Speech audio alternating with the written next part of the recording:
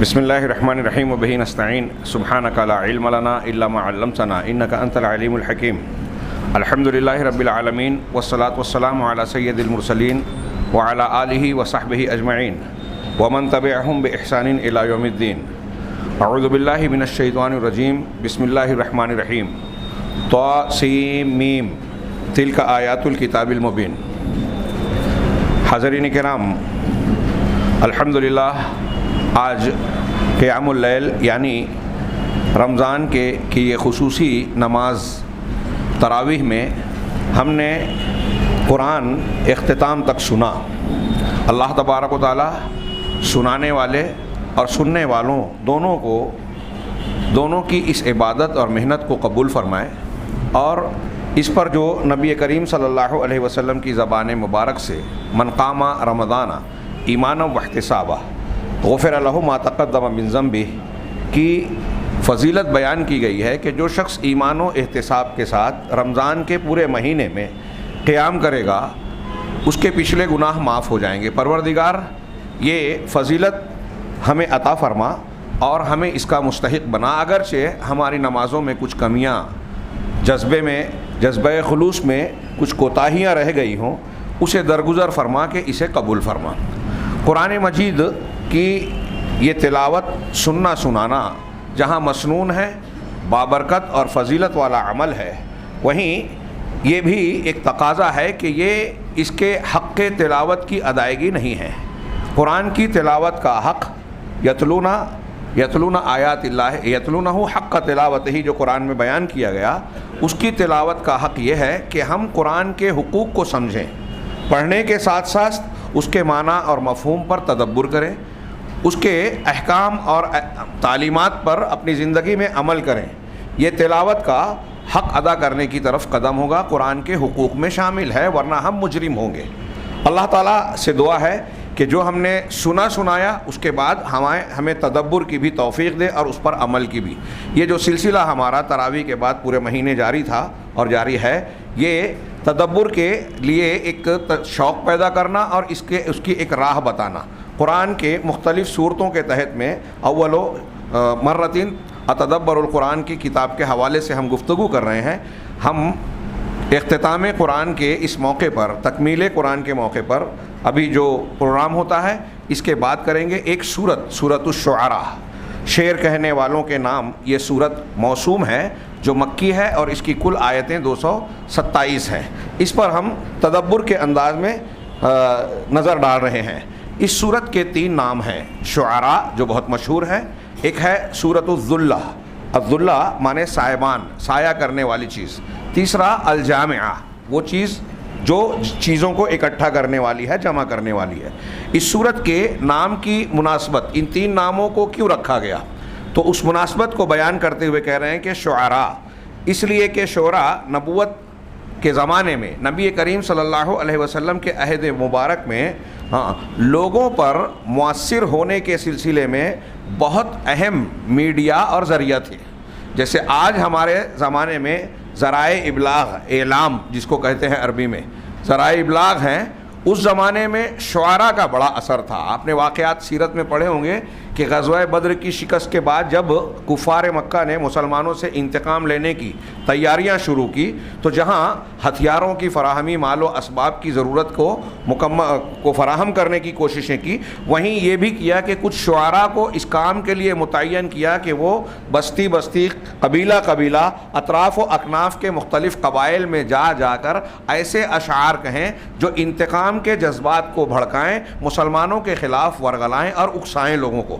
تو گویا اس زمانے میں ان اشعار کا بڑا اثر تھا، اس کی بڑی تاثیر تھی، جیسے آج کے ہمارے زمانے میں اعلام کی۔ چنانچہ اس بنیاد پر شعراء کا ذکر بھی کیا گیا اس صورت کے اخیر میں، اور ان کے وتیرے اور شیوا کو بتایا گیا، ان سے مستثنیٰ کیا گیا، تعریف کی گئی صرف ان شعراء کی جو ایمان اور عمل صالح والے ہوں۔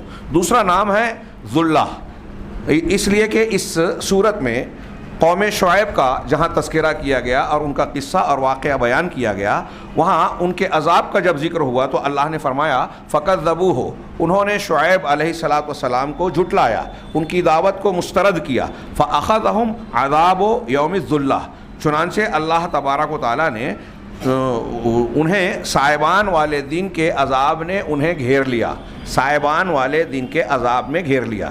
قرآن مجید میں قوم شعیب کے 3 عذاب کا ذکر ہے۔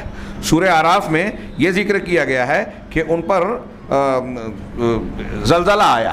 سورہ ہود میں یہ ذکر کیا گیا کہ ان پر ایک چینخ، تیز آواز چنگھاڑ مسلط ہوئی، اور یہاں سورہ شعراء میں یہ ذکر کیا گیا کہ ان پر یوم الذلہ کا عذاب آیا۔ اس کی تفصیل اہل علم اور اہل تفسیر نے یہ بیان کی کہ قوم شعیب پر 7-8 دنوں تک مسلسل انتہائی شدید گرمی اور تیز دھوپ اللہ نے مسلط کی۔ وہ گرمی سے تنگ آ گئے۔ ایک دن بادل چھا گیا اور اس کا گہرا سایہ نظر آیا، انہیں اس سے بڑی راحت محسوس ہوئی، خوشی محسوس ہوئی، اور جا کر اس بادل کے سائے میں کھڑے ہو گئے کہ ہمیں ٹھنڈک ملے گی، چھاؤں اور سایہ ملے گا۔ لیکن کچھ دیر کے بعد ہی اس بادل سے آگ کے شعلے گرنا شروع ہوئے اور زمین لرز اٹھی، زلزلہ آ گیا، اور پھر اس کے بعد اوپر سے حضرت جبرائیل علیہ السلام کی ایک انتہائی شدید قسم کی چیخ ان پر آئی، جس سے ان کے دل پھٹ گئے اور وہ اپنے گھٹنوں کے بل یا اوندھے منہ ہو کر زمین میں گر گئے، جہاں رہے ویسے ہی موت کا شکار ہو گئے، سارے کے سارے تباہ ہو گئے۔ اس لیے یہ یوم الذلہ کا ذکر کیا، اس لیے اس سورت کا نام بھی سورۃ الذلہ ہے۔ الجامعہ، اس سورت کو ایک سورۃ الجامعہ کہا جاتا ہے، جمع کرنے والی، اکٹھا کرنے والی۔ علامہ ابن عاشور نے اپنی تفسیر میں اس کی وجہ بیان کرتے ہوئے کہا کہ شاید یہ نام اس لیے رکھا گیا ہے کہ یہ پہلی سورت ہے جس نے ایسے رسولوں کو جو معلوم صاحب شریعت رسول ہیں، تمام رسول نہیں، ان تمام رسولوں کو جو اصحاب شرائع ہیں، جن کو اللہ تبارک و تعالیٰ نے احکامات دیے، رسالت محمدیہ تک، ابتدا سے لے کر حضرت محمد صلی اللہ علیہ وسلم تک جو اصحاب شریعت رسول تھے، ان کا تذکرہ اس میں اکٹھا ہے۔ سورت کے ابتدائی مضمون کا تعلق آخری مضمون سے۔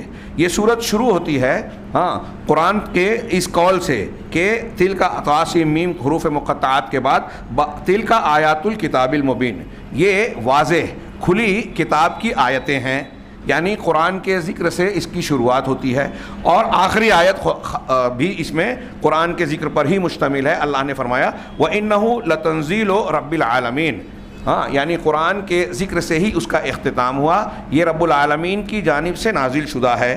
اسی طریقے سے شروعات کی آیتوں میں ایک مضمون یہ ہے کہ ان نشأ ننزل علیہم من السماء آیہ فظلت اعناقہم لہا خاضعین، یعنی ظالموں کے لیے اس میں وعید اور دھمکی ہے کہ اگر ہم چاہیں تو ان پر آسمان سے نشانی، معجزے کی شکل کی ایسی نشانی اتار دیں جس کے سامنے ان کی گردنیں جھک جائیں۔ اس میں وعید کا پہلو تھا، اور بالکل آخری آیت، وہ آخر کی تھی جو ابھی پہلے کہا، یہ بالکل آخری آیت ہے وَسَيَعْلَمُ الَّذِينَ ظَلَمُوا أَيَّ مُنْقَلَبٍ يَنْقَلِبُونَ، کہ عنقریب ظالم لوگ جلد ہی یہ بات جان لیں گے کہ وہ کس کروٹ الٹتے ہیں، کہاں پلٹائے جاتے ہیں، الٹائے جاتے ہیں۔ تو آخر میں بھی ظالموں کے سلسلے میں اللہ تبارک و تعالیٰ نے دھمکی دی، جو لوگ قرآن و حدیث کی مخالفت کرتے ہیں، ظلم کرتے ہیں، ان کو شروع میں بھی دھمکی دی، آخر میں بھی۔ اب آگے کہہ رہے ہیں کہ وَذَلِكَ أَنَّ الْقُرْآنَ الْكَرِيمَ هُوَ الْحَقُّ وَمَا سِوَاهُ بَاطِلٌ۔ یہاں یہ جو مضمون ہے سورہ شعراء کا، اختتام قرآن کے موقع پر ہم قرآن کی فضیلت، عظمت اور اہمیت کی طرف توجہ دلاتے ہیں۔ اس مضمون کو اگر ہم نے اپنے ذہن میں بٹھا لیا، سورہ شعراء کا پیغام، تو یہ بھی آج کی اس موقع کی مناسبت سے بالکل چسپاں ہوتا ہے۔ چنانچہ یہ کہہ رہے ہیں کہ قرآن کریم حق ہے، اور اس کے علاوہ اس کے مخالف کائنات میں، دنیا میں جتنی بھی چیزیں ہیں سب باطل ہیں۔ قرآن حق ہے اپنی خبروں میں، قرآن نے جو بھی خبر دی ہے سب حق ہے، سچ ہیں۔ حق فی دعوت ہی، قرآن نے جو بھی دعوت دی ہے، جس چیز کی طرف بلایا ہے، حکم دیا ہے، وہ حق ہے۔ حق فی وصف ہی، اپنے وصف، اپنے بیان میں حق ہے۔ حق فی امثال ہی، اس کی جو مثالیں ہیں اس میں حق ہے۔ حق فی آیات ہی کلہا، اپنی تمام آیتوں، نشانیوں، چیلنجز، جو باتیں اس میں کہی گئی ہیں سب 100% حق اور سچ ہے۔ اس کے خلاف جو بات ہوگی وہ باطل ہے، قرآن غلط نہیں ہو سکتا۔ لأنہ من الحق سبحانہ، اس لیے کہ یہ اللہ سبحانہ تعالی یعنی ذات حق کی جانب سے ہے، لہٰذا اس میں جو کچھ ہے سب کے سب حق ہی ہے۔ رہے شعراء جن کے نام سے یہ سورہ موسوم ہے اور جن کا آخر میں تذکرہ کیا گیا ہے، اما الشعراء فیغلب اکثرهم الغوایا والظلم، تو اکثر لوگوں کا، اکثر شعراء کا معاملہ، شعر کہنے والے شعراء، ان شعراء کا معاملہ یہ ہوتا ہے، اکثریت کا، سب کا نہیں، کہ ان پر گمراہی اور ظلم کا غلبہ ہوتا ہے۔ چنانچہ وہ اپنی اس صلاحیت کو، شعر گوئی کی اور ادبی صلاحیت کو ناحق چیزوں میں استعمال کرتے ہیں۔ جب شخصیت میں حق نہیں ہے تو اس کی صلاحیتیں بھی غلط استعمال ہوتی ہے۔ اللہ تبارک و تعالیٰ کی ذات، اپنی ذات و صفات میں حق ہے تو اس سے آنے والی ہر چیز حق ہے۔ شعراء پورے کے پورے حق نہیں ہوتے اور ان کے یہاں گمراہیاں، ان کے افکار میں انحرافات ہوتے ہیں۔ تو جس قدر ان کے فکر اور ذہن میں، عقیدے اور منہج میں انحراف ہوگا، گمراہی ہوگی، ظلم ہوگا، اسی قدر ان کے کلام میں بھی باطل، ظلم اور گمراہی کی باتیں ہوگی۔ المحور الرئیسی للسورہ، اس سورت کا مرکزی عنوان ہے خطورت و وسائل الاعلام، کہ وسائل اعلام یعنی ذرائع ابلاغ کی خطرناکی یا نزاکت کہہ لیجئے، کتنا نازک ہے۔ آج کے زمانے سے بہتر اس کو کب سمجھا جا سکتا ہے؟ 1400 سال پہلے اس سورت کا نام سورہ شعراء، یعنی ان لوگوں کے نام موسوم کیا جو اس زمانے کے میڈیا کی کام کرتے تھے اور لوگ سماج پر سب سے زیادہ اثر رکھتے تھے، ان کے نام سے موسوم کیا۔ اس سے معلوم ہوتا ہے کہ میڈیا کا زبردست سماج اور معاشرے اور انسانی فکر پر اثر ہوتا ہے۔ اس سورت کے، سورہ مبارک کے موضوعات کہہ رہے ہیں کہ اس سورت میں ان مشکلات کو پیش کیا گیا ہے جن کا سامنا انبیاء علیہم الصلاۃ والسلام نے کیا۔ سب سے قوی نبی نے، پھر اس کے بعد ان سے کم اور ان سے کم، یعنی کچھ انبیاء کو زیادہ شدید قسم کے مصائب اور پریشانیاں جھیلنی پڑی، جن کے جیسے درجات ہیں ویسے ان کی آزمائش اور ابتلا کا معاملہ پیش آیا۔ چنانچہ اس میں موسیٰ علیہ الصلاۃ والسلام کا تفصیلی قدر تفصیل سے ذکر ہے۔ کیوں؟ اس لیے کہ موسیٰ علیہ الصلاۃ والسلام نے اس روئے زمین کے سب سے زیادہ سرکش اور سب سے زیادہ متکبر آدمی کا سامنا کیا۔ وقد ادعا الالوہیہ، جس نے الوہیت کا، اپنے آپ کے خدا ہونے کا، الہ ہونے کا، لا کیا ہے کہ میں اپنے علاوہ کسی اور کو کیا ہے معبود نہیں جانتا، انا ربکم الاعلی بھی کہا، اور کہا کہ میں لا اعرف من الہ غیری، کہ میں اپنے علاوہ کسی اور کو تمہارا معبود نہیں سمجھتا۔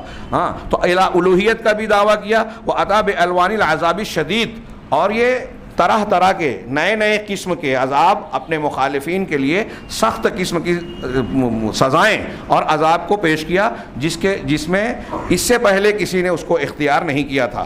چنانچہ آگے یہ کہہ رہے ہیں حضرت موسیٰ علیہ الصلاۃ والسلام کا معاملہ جو دوسرے انبیاء کے مقابلے میں کچھ امتیازی حیثیتیں رکھتا ہے، اس کا ذکر کیا، جس کا سورہ شعراء میں اشارہ ہے یا ذکر ہے۔ چنانچہ کہا کہ اللہ کے رسولوں میں سے کوئی رسول موسیٰ علیہ الصلاۃ والسلام سے زیادہ خوف اور خطرے سے دوچار نہیں تھا۔ اخوف، چنانچہ خود قرآن میں اللہ ان کے جملہ ہے، قال رب انی اخاف ان یکذبون، پروردگار مجھے اس بات کا ڈر ہے کہ کہیں وہ مجھے جھٹلا نہ دیں۔ آگے اس کا سبب بھی ہوگا۔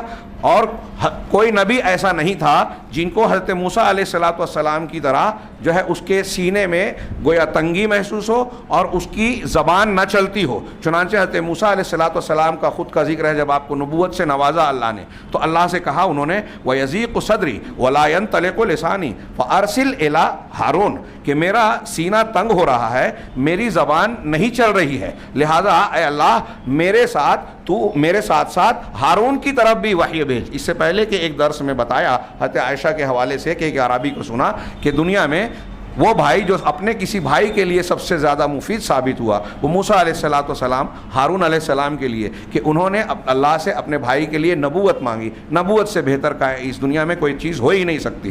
ولم یکن، اب تیسری ایک چیز بتائی، ولم یکن منہم لہ ذنب علی قوم، نبیوں میں سے کوئی نبی ایسا نہیں گزرا جس کا قوم کے اوپر کوئی جرم ہو سوائے موسیٰ علیہ الصلاۃ والسلام کے۔ موسیٰ علیہ الصلاۃ والسلام نے نبوت حاصل ہونے سے پہلے ایک قبطی اور جو فرعون کی قوم کا تھا، بنی اسرائیل کا ایک شخص تھا، دونوں میں جھگڑا ہوا، چھڑانے کے لیے گئے، گھونسا مارا قبطی کو اور وہ مر گیا۔ فَوَقَذَهُ مُوسَىٰ فَقَضَىٰ عَلَيْهِ، سورہ قصص میں ہے، موسیٰ علیہ السلام نے اسے گھونسا مارا اور اس کا کام تمام کر دیا۔ اور پھر اس کے بعد کہا کہ یہ تو مفسدین یا جاہلین کا عمل ہے، اللہ میں ایسا نہیں کرنا چاہتا تھا، رب انی ظلمت نفسی فاغفر لی، پروردگار میں نے اپنے نفس پر ظلم کیا ہے، مجھے معاف کر دے۔ یہ موسیٰ علیہ الصلوۃ والسلام وَلَهُ، یہ لہٰذا سورہ شعراء میں ان کا قول نقل کیا، اللہ سے حضرت موسیٰ نے کہا وَلَهُمْ عَلَيَّ ذَنْبٌ فَأَخَافُ أَن يَقْتُلُونَ، کہ پروردگار ان کے مجھ پر جو ہے ان کے خلاف، ان کے حق میں، ان کے ذمے ایک گناہ اور غلطی ہو گئی ہے، تو مجھے ڈر ہے کہ وہ اس کے پاداش میں مجھے قتل کر دیں گے، مار ڈالیں گے۔ اللہ تبارک و تعالیٰ نے جواب دیا ہرگز نہیں، ایسا نہیں ہو سکتا۔ چنانچہ اللہ تبارک و تعالیٰ نے نتیجے میں انہیں انتہائی شدید قسم کی مہم سے جو ہے مہم کا مکلف بنایا اور ذمہ دار بنایا۔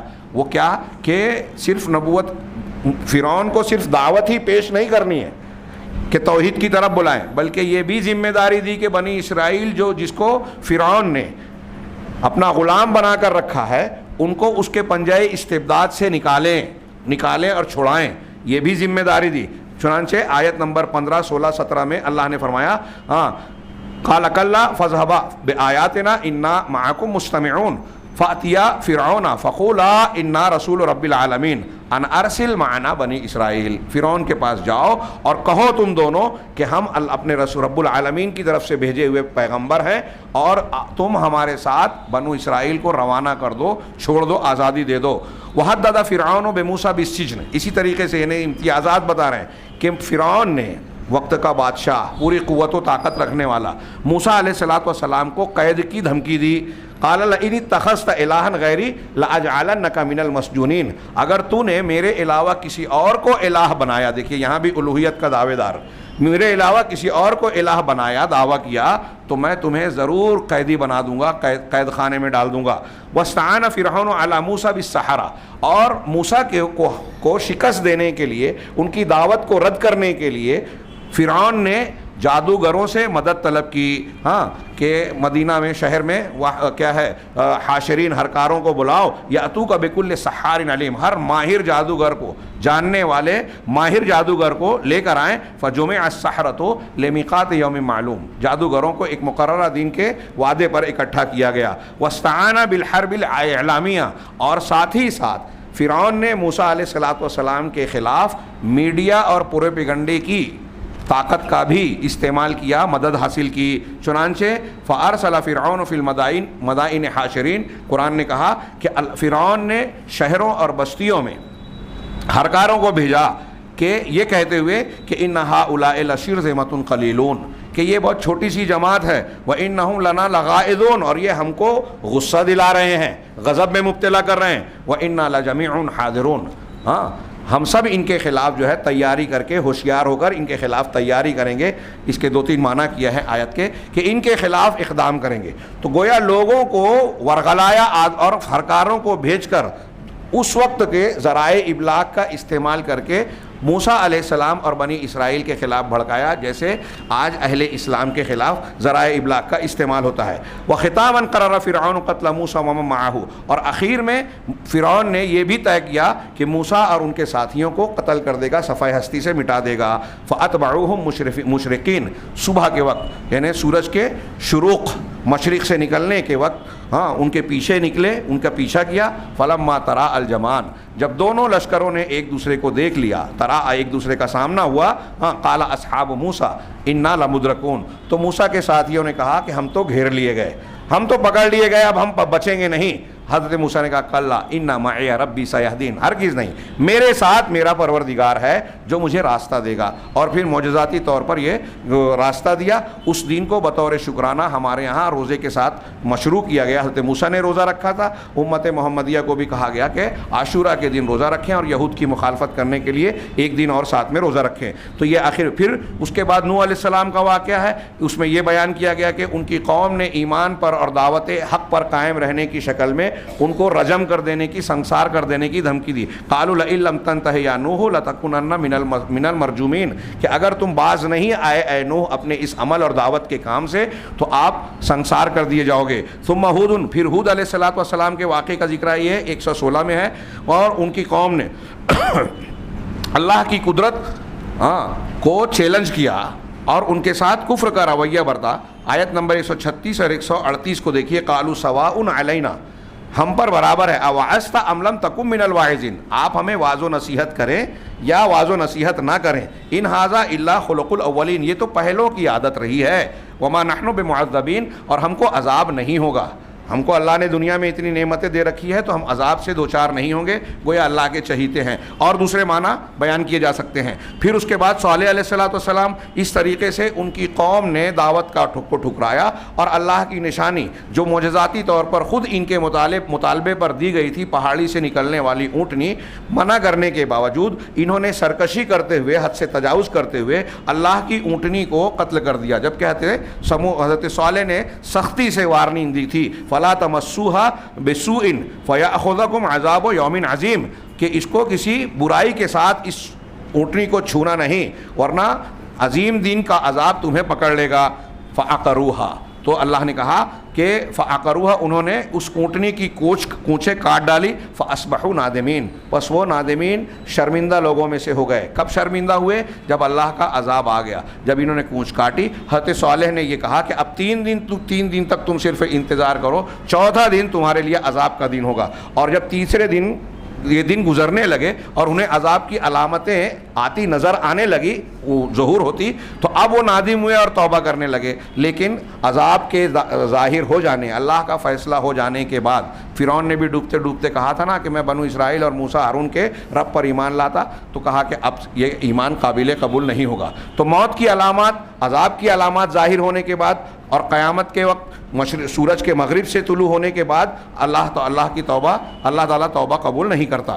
چنانچہ اس کا بھی ذکر کیا گیا. پھر لوط علیہ السلام کا ذکر ہے اس طریقے سے کہ ان کی قوم نے جو بے حیائی کے کام میں سرکشی برتی, جو ان سے پہلے کائنات میں دنیا میں کسی اور قوم نے جس کو اختیار نہیں کیا تھا. اللہ تعالیٰ انہوں نے کہا اتاتون الذکران من العالمین, کیا تم جہاں والوں میں مردوں کے پاس اپنی شہوت رانی کے لیے آتے ہو. وتذرون ما خلق لکم ربکم من ازواجکم, اور جو تمہاری اس جنسی ضرورت کی تکمیل کے لیے تمہارے پروردگار نے تمہاری بیویوں کو پیدا کیا ہے, ان کو تم چھوڑ دیتے ہو. بل انتم قوم عادون, بلکہ تم تو حد سے تجاوز کرنے والے ہو ہی, تم ایسے ہو ہی جو حد سے تجاوز کرتے ہو. پھر ان کے عذاب کا ذکر ہے. پھر قوم شعیب اور شعیب علیہ السلام کا, کہ ان کی قوم نے جو ہے کیل و میزان میں, ناپ تول میں جو ہے گڑبڑی کی, اور ان کو حضرت شعیب علیہ السلام نے توحید کی دعوت کے ساتھ ساتھ زمین میں اس فساد پھیلانے اور لوگوں کے حق کی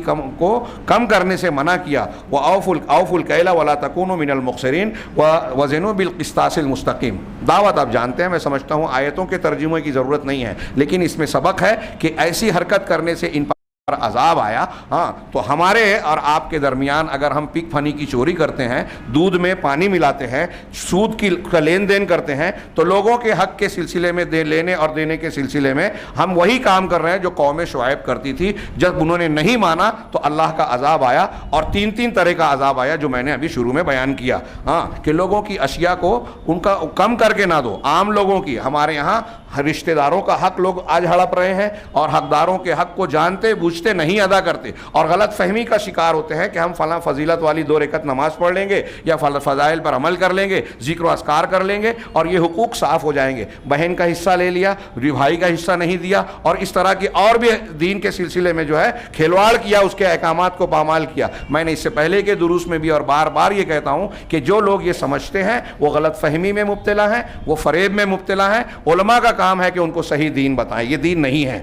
اس سے آگے آیت نمبر 192 سے 212 تک اللہ تبارک و تعالیٰ نے اللہ کے نبی صلی اللہ علیہ وسلم کو جو امتیازات عطا فرمائے, آپ کو جو شریعت, قرآن اور قرآن سے متعلق جو بعض تسہیلات اور تیسیرات سے نوازا, جس میں اللہ کے نبی صلی اللہ علیہ وسلم کو خصوصیات حاصل ہیں یا خاص کیا. اللہ تعالیٰ نے اپنے نبی کی ان خصوصیات کا ذکر کیا اور اپنی ان نعمتوں کا ذکر کیا ہے. وَإِنَّهُ لَتَنزِيلُ رَبِّ العالمین نزل بہ الروح الامین علی قلبک لتکون من المنذرین. یہ پوری آیتیں آپ پڑھیے. اللہ تبارک و تعالیٰ نے اپنے نبی کو جو خصوصیات دی کہ یہ پروردگار کا کلام ہے, قرآن ہے, جسے جبریل روح امین لے کر آیا, امانت دار فرشتہ لے کر آیا, اور براہ راست آپ کے قلب پر, آپ کے دل پر اس کو نازل کیا بلسان عربی مبین. وَإِنَّهُ لَفِي زُبُرِ الْأَوَّلِينَ. اور یہ آیتیں اور اس کے مفہوم کو آپ ترجمے اور تفسیر میں ملاحظہ فرمائیں. نمبر 3, استعراض المہام و تکالیف. ان مہموں اور ذمہ داریوں اور ان تکالیف یعنی ان کاموں کا، ذمہ داریوں کا پیش کرنا جس کا اللہ عز و جل نے اپنے رسول کو حکم دیا ہے۔ آیت نمبر 213 سے 220 تک اللہ کے نبی صلی اللہ علیہ وسلم کی ذمہ داریوں کو بیان کیا گیا ہے۔ اس صورت میں جو فوائد ذکر ہیں، 3 فائدے صرف انہوں نے ذکر کیے فوائد و لطائف کے ذمے، کہ اس صورت میں لفظ مبین 3 مرتبہ آیا ہے اللہ تعالیٰ کے کلام میں۔ پہلا تلک آیات الکتاب المبین، بالکل طاسیم میم کے بعد آیت نمبر 2 کہ یہ کتاب مبین کی آیتیں ہیں۔ دوسرا اولو جئتک بشیء مبین، حضرت موسیٰ سے فرعون نے جب بحث کی، ان کی دعوت کا انکار کیا کہ تم نہیں مانو گے اور میں معبود ہوں، میں ایسا ہوں، میں ویسا ہوں، تو حضرت موسیٰ علیہ السلام نے کہا کہ کیا؟ موسیٰ نے کہا اگرچہ میں تیرے پاس کوئی کھلی چیز لے آؤں تب بھی تو نہیں مانے گا؟ کھلی چیز، معجزہ جس سے یہ ثابت ہو جائے کہ میرا دعویٰ سچا ہے، میں حق بات پیش کر رہا ہوں، تب بھی نہیں مانے گا؟ تو یہاں بھی حضرت موسیٰ کے لفظ میں شیء مبین کا لفظ استعمال ہوا۔ اسی طرح بلسان عربی مبین، کہ یہ قرآن ہم پر ابھی جو میں نے آیتیں پڑھی اللہ کے رسول کے متعلق اختصاصات کے بارے میں، کہ یہ قرآن عربی، کھلی عربی زبان میں نازل کیا گیا۔ یہ کیوں بار بار مبین کا لفظ قرآن کے لیے اور اللہ کی دلیلوں کے لیے کیوں استعمال ہوتا ہے؟ یہ بیان کرنے کے لیے کہ قرآن کریم تمام جتنی بھی نشانیاں، دلائل ہیں، نبوت کے دلائل، توحید کے دلائل، قرآن کے حق ہونے کے دلائل جتنے بھی دنیا کے اندر ہیں، ان تمام دلائل اور آیات میں قرآن سب سے زیادہ واضح، سب سے زیادہ جلی اور مضبوط دلیل پیش کرتا ہے، اور یہ انتہائی ایسی دلیل ہے جو باطل کو پاش کر دینے والا ہے، انتہائی بالغ اور زبردست دلیل ہے۔ ہم قرآن پر اگر غور کریں تو دنیا کے ہر باطل کا رد کر کے حق کو ثابت کر سکتے ہیں۔ نمبر 2 دوسرا فائدہ بتایا کہ اس صورت میں لفظ لسان، زبان کے لیے لسان کا لفظ عربی میں آتا ہے، لفظ لسان متعدد مقامات پر استعمال ہوا ہے۔ چنانچہ ایک آیت میں حضرت موسیٰ کہتے ہیں وَيَضِيقُ صَدْرِي وَلَا يَنْطَلِقُ لِسَانِي، میرا دل جو ہے تنگ ہوا جا رہا ہے، میری زبان نہیں چل رہی ہے۔ اسی طریقے سے حضرت ابراہیم کی دعا میں ذکر ہے وَاجْعَل لِي لِسَانَ صِدْقٍ فِي الْآخِرِينَ، لسان صدقین، سچائی کی زبان، جس کا ترجمہ کرتے ہیں اچھا ذکر، کہ ابراہیم نے کہا کہ میرا ذکر خیر پچھلے لوگوں میں باقی رکھ، سچا ذکر یعنی اچھا ذکر، لوگ بعد میں میرا اچھا ذکر کریں، یہ دعا مانگی، تو اس میں بھی لسان کا لفظ ہے۔ اور اسی طریقے سے جو آیت ابھی گزرے بے لسان عربی، عربی زبان میں یہ لسان کا لفظ بار بار آیا، کیوں آیا؟ وذالک لتوضیح اہمیت و خطورت الکلمہ، یہ بتانے کے لیے کہ کلمہ، الفاظ اور بات کی کیسی اہمیت اور کتنی نزاکت ہے۔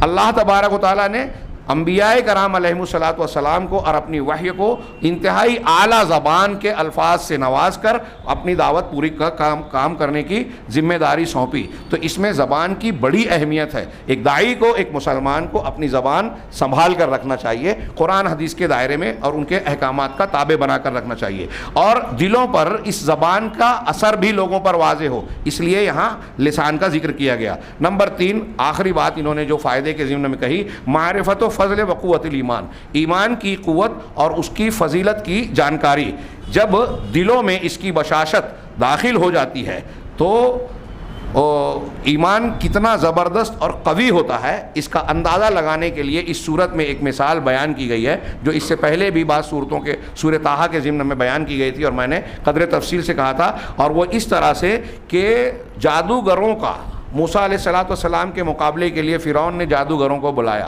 تو جادوگروں کے حالت کا آپ موازنہ کیجئے کہ جب ایمان لائے اس سے پہلے ان کی حالت کیا تھی، قرآن نے جو بیان کیا، اور ایمان لانے کے بعد کیا حالت تھی۔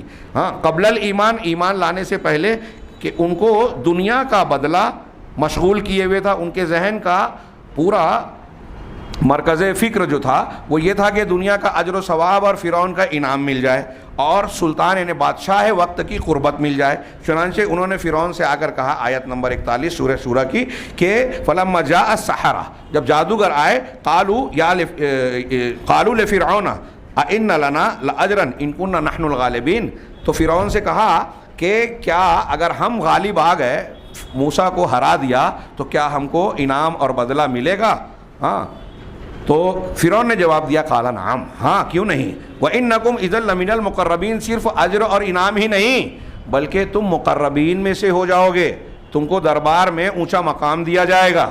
ہاں، لیکن یہ ایمان لانے سے پہلے جادوگر جو ہے دنیا چاہ رہے ہیں، دنیا کی لالچ میں ہیں، لیکن جب ایمان لے آئے، موسیٰ علیہ السلام کا معجزہ دیکھا، لاٹھی پھینکی، ان کی رسیوں اور لاٹھیوں کو نگل لیا، تو سجدہ ریز ہو گئے اور کہا کہ ہم موسیٰ و ہارون کے رب پر ایمان لے آئے. ہاں، تو اس کے بعد کیا ہوا؟ اب فرعون نے ان کو دھمکی دی کہ میری اجازت سے پہلے ایمان لے آئے، میں تم کو اور تم کو جو ہے تمہارے ہاتھ پیر کو الٹی سمتوں سے کاٹ دوں گا، سولی پہ چڑھا دوں گا، سخت قسم کی سزا دوں گا.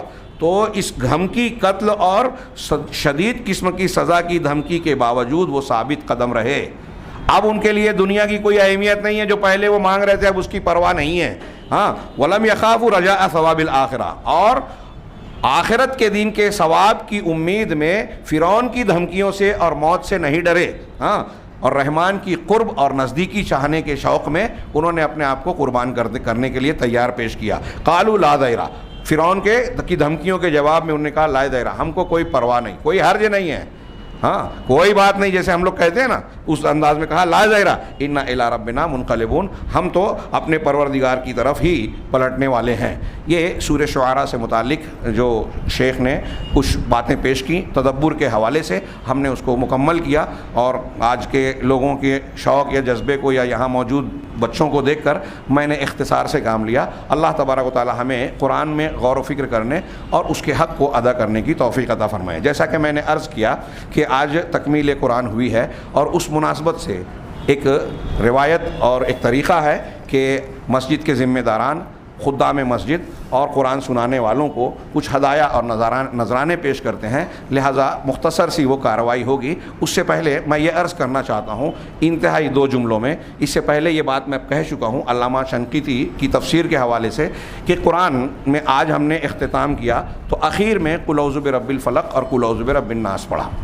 قرآن شروع ہوتا ہے سورہ فاتحہ سے. سورہ فاتحہ اپنے تمام معانی، مطالب اور گہرائیوں کے ساتھ جو قرآن کی سب سے عظیم اور جامع صورت، ہاں وہ ایک دعا بھی ہے، اہدنا الصراط المستقیم صراط الذین انعمت، آخر تک سورہ فاتحہ دعا ہے، یعنی قرآن کی شروعات دعا ہے، اور قرآن کا اختتام قل اعوذ برب الفلق من شر ما خلق، اور پھر قل اعوذ برب الناس ملک الناس الہ الناس، یہ بھی دعا ہے. یہاں شروع میں الحمدللہ رب العالمین، رب العالمین کہا، وہاں رب الناس ملک الناس الہ الناس، ان تینوں کو ملائے تو معنی رب العالمین سے قریب قریب بنتا ہے. تو یہ قرآن کے ابتدا اور انتہا کا تعلق بھی ہے، اور انہوں نے ایک مناسبت بہت اہم بیان کی، وہی میں صرف کہنا چاہ رہا ہوں، وہ یہ کہ سورہ فاتحہ میں ہم نے اور آپ نے اللہ کی تعلیم کے مطابق دعا کی، اور یہ انسانوں کے لیے سب سے اہم، سب سے ضروری دعا ہے. اہدنا الصراط المستقیم، صراط مستقیم بتا اور دکھ جائے تو اس پر قائم رکھ، اس سے اہم دعا دنیا میں کوئی نہیں ہے.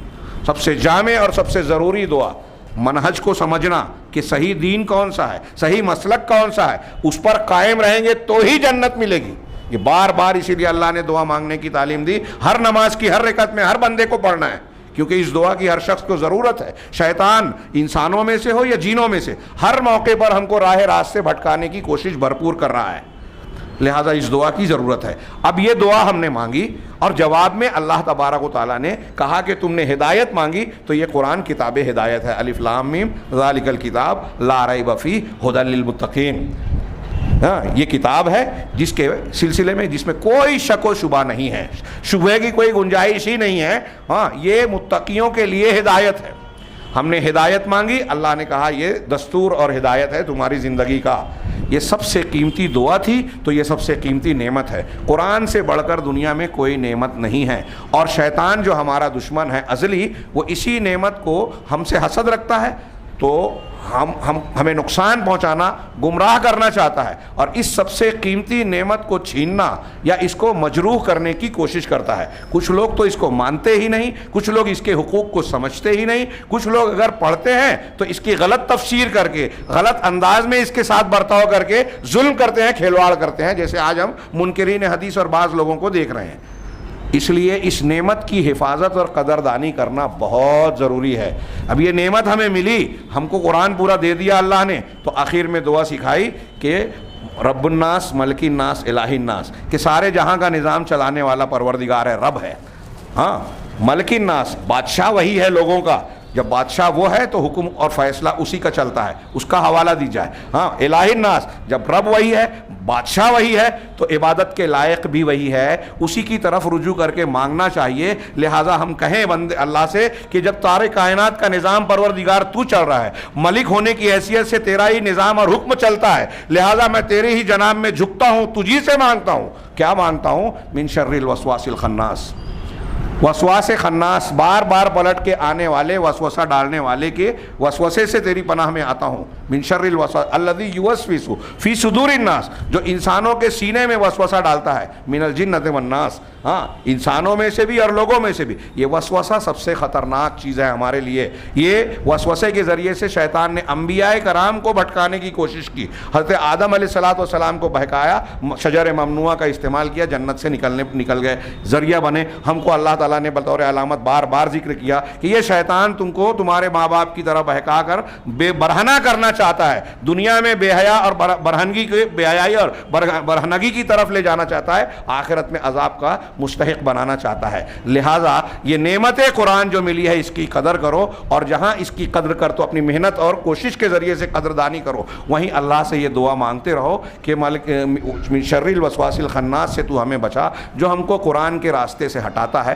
قرآن کی ناقدری پر ابھارتا ہے، قرآن سے ہمارے تعلق کو جوڑتا ہے. لہٰذا میرے بھائیوں، یہ جو ہم نے قیام اللیل میں قرآن کو ختم کیا، اس کا اصل پیغام ہمیں یہ دلوں میں رچانا بسانا چاہیے کہ قرآن سے ہمارا تعلق اور رشتہ صرف رمضان المبارک تک محدود نہ رہے، اس کے بعد بھی ہم قرآن سے جڑے رہیں. ہم میں یہاں موجود ہر شخص اگر یہ تہیہ کر لے کہ ہم سال بھر ایک معمول بنائیں گے. ہمارے یہاں موبائل پر وقت دینے کا نوجوانوں کو ٹائم ہے، دوست و احباب گپ شپ میں ٹائم ہے، کرکٹ دیکھنے کے لیے کسی کے پسندیدہ دوسرا کھیل ہے اس کے لیے وقت ہے جو ہمارے لیے نقصان دہ ہے. لیکن ہمارے پاس بہت ہی افسوس کی بات ہوگی کہ قرآن کو پڑھنے سمجھنے کے لیے علماء رب کو قرآن و حدیث کے جاننے والے علماء ربانیین کی مجلسوں میں بیٹھ کر قرآن کے معانی اور مفہوم کو سمجھنے کے لیے ہمارے دل میں جذبہ، شوق اور ہمارے پاس وقت نہ ہو، تو اس سے زیادہ بدقسمتی کی کوئی بات ہو ہی نہیں سکتی کہ اللہ نے جو نعمتیں دی ہیں کھانے پینے کی، ہم اس کی لذت میں تو مگن ہیں، لیکن جو ان نعمتوں سے زیادہ سب سے زیادہ لذیذ شفا ہے، روح ہے، ذکر ہے، جس کو اللہ نے کہا ہے نا شفاء للناس، ذکرہ رحمہ، جو ہمارے لیے رحمت ہے، ہم اس کو فراموش کر جائیں تو اس سے بڑی بدقسمتی کی بات نہیں ہوگی. اللہ تبارک و تعالیٰ سے دعا ہے کہ وہ ہمیں قرآن کا مطلوب انسان بنائیں اور قرآن کی تعلیمات پر عمل کرنے والا، قرآن میں تدبر کرنے والا، قرآن کے حقوق کو ادا کرنے والا بنائیں. اگر ایسا ہوتا ہے تو یہ رمضان المبارک کا مقصد اور ہدف، روزوں کا مقصد، قیام اللیل کا مقصد ہم حاصل کرتے ہیں. اللہ تعالیٰ ہمیں بدقسمت اور محروم لوگوں میں شامل نہ کرے، بلکہ ان خوش قسمت لوگوں میں شامل کرے جو روزوں اور تراویح کی برکات سے اللہ کی مغفرت کے مستحق بنتے ہیں، جہنم سے آزادی پاتے ہیں اور قرآن پر عمل کرنے والے نیک انسان بنتے ہیں. وآخر دعوانا ان الحمد للہ رب العالمین.